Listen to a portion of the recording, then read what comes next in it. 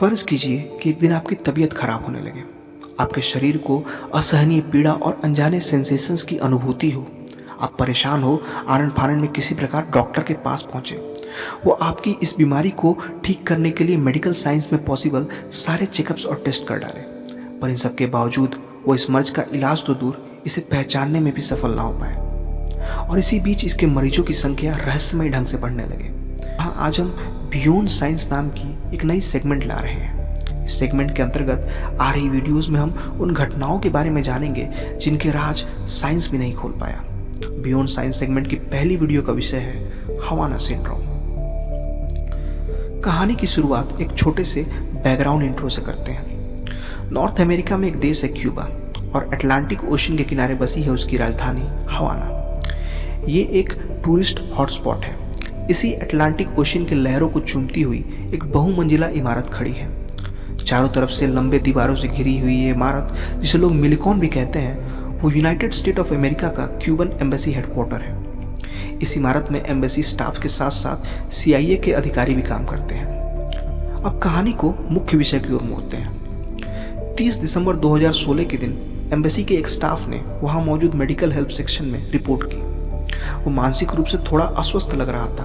उसने बताया कि उसे कल रात से कुछ अजीब साउंड सेंसेशंस महसूस हो रही थी। उसे अपने सिर पे भारी प्रेशर फील हो रहा था। ऐसा लग रहा था मानो किसी ने सिर पे बॉम्ब फोड़ दिया हो। इसके साथ साथ अत्यधिक थकावट, सिर में भारी दर्द और देखने व सुनने की क्षमता के प्रभावित होने की भी उसने बात कही। वहाँ मौजूद मेडिकल स्टाफ ने उसकी कुछ इनिशियल टेस्ट और चेकअप्स की, पर रिपोर्ट्स में ना तो एक्सटीरियर और ना ही कोई इंटीरियर चोट के अंश थे। रिपोर्ट्स के अनुसार वो फिजिकली बिल्कुल फिट था।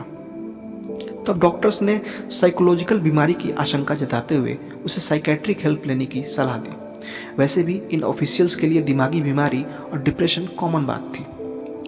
अभी एम्बेसी में सब कुछ नॉर्मल हुआ ही था कि अगले ही महीने जनवरी 2017 में एक और स्टाफ ने बिल्कुल ऐसे ही लक्षणों वाले बीमारी के बारे में शिकायत की। फरवरी आते आते एम्बेसी में इसके मरीजों की संख्या बढ़ने लगी। मामले की गंभीरता देखते हुए इसकी खबर USA में मौजूद हायर ऑफिशियल्स को दी गई। व्हाइट हाउस का पहला शक क्यूबन गवर्नमेंट और वहाँ के कुछ मिलिटेंट ग्रुप्स पे गया। अब आगे बढ़ने से पहले USA और क्यूबा के ऐतिहासिक रिलेशन के बारे में जान लेते हैं। कोल्ड वॉर के टाइम पूरा विश्व दो ग्रुप्स में बढ़ चुका था। एक कैपिटलिस्ट अमेरिकन और दूसरा कम्युनिस्ट रशियन ग्रुप। क्यूबा दोनों के लिए बेहद महत्वपूर्ण था। अगर क्यूबा रशियन खेमे में आ जाता तो वहाँ वो अपनी आर्मी बेस बना अमेरिका पे दबाव बना सकता था। वहीं अमेरिका के लिए क्यूबा खोने का मतलब था खुद के सिक्योरिटी के साथ समझौता। तबकि क्यूबन गवर्नमेंट को रशिया ने पैसे खिला खुद के साइड कर लिया था, पर यहाँ अमेरिका ने उसे मात देते हुए क्यूबन गवर्नमेंट का तख्ता ही पलट कर दिया और वहाँ अपनी सपोर्टिंग आर्मी डिक्टेटरशिप लगा दी। और तब से लेकर आज तक क्यूबा और अमेरिका के रिश्ते खराब ही हुए हैं। बस इसी कड़वे इतिहास का हवाला दे अमेरिकन गवर्नमेंट इन रहस्यमयी बीमारी को क्यूबा द्वारा इस्तेमाल किया बायोलॉजिकल वेपन बता रही थी।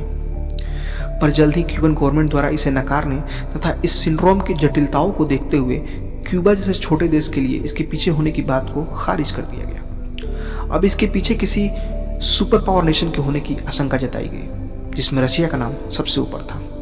इस बात को सिर्फ CIA हेडक्वार्टर्स और व्हाइट हाउस तक ही सीमित रखा गया था, पर कुछ ही दिनों में यह राज मीडिया में आ गया। किसी पराये मुल्क में अमेरिकन पे हमला, इतना काफ़ी था वहाँ की अपोजिशन पार्टी और आम जनता को भड़काने के लिए।